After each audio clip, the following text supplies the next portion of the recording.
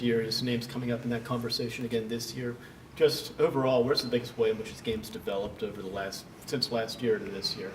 Well, I think he's improved in every area of the game. You know, he's versatile. You know, he worked in the off season, you know, shooting the ball better, wanting to extend his range, and you know, I think he's done that. But you look at it, I don't think there's any one part of what he hasn't gotten better. I think even mentally, because you know he's had to face double teams.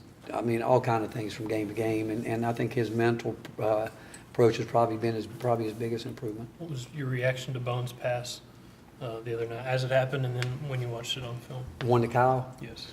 Well, Bone likes to do that. He's good unless he tries to get too cute. When he tries to get cute with the ball, I mean, he gets sloppy with it, but he sees the floor. And if guys will, and we tell guys all the time, if they will run, he will get them the ball. And then we want him, when the teams get back in transition, we want him now putting the pressure on the other team. And, you know, back, probably halfway through the season, you know, we were really running, and teams made a conscious effort to take away that early thrust. Mm-hmm.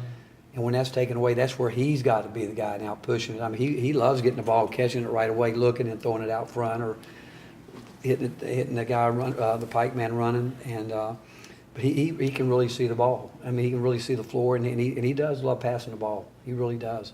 Rick, where do you stand on sort of, I don't know if you know, people used to call it hot dog, I don't know what they call it now, but those kind of plays can give a team juice and they can give a crowd juice, but they're also maybe more prone to be a little risky and turn the ball over. Where do you stand on stuff like that? I always use the term respect the game, and that's what I don't think you ever want to embarrass anybody. I don't think you ever want to do something to embarrass your like, I'm not one of those guys that think you ought to come down and throw it off the backboard and let somebody else dunk it. I just think you got to have a great respect for the game, because I still believe that what goes around comes around, and it gets back to respect. Just play the game the way it should be played, and I think emotion can be good for you. I think, you know, I should say emotional reaction can be good. I mean, obviously fans love it when you get out and run and dunk. They love those high-flying plays. They love three-point shots. Coaches like all the things that lead to that.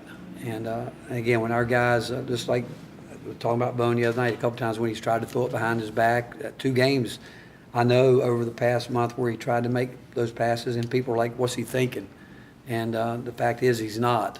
And that's where, by now, and I'm not picking on him, I'm just saying those are the kind of plays as a coach you don't want to see your team make if he's trying to. I don't know if I would call it hot dogging or whatever. Again, my term is just respect the game. What do you think about Jalen Johnson?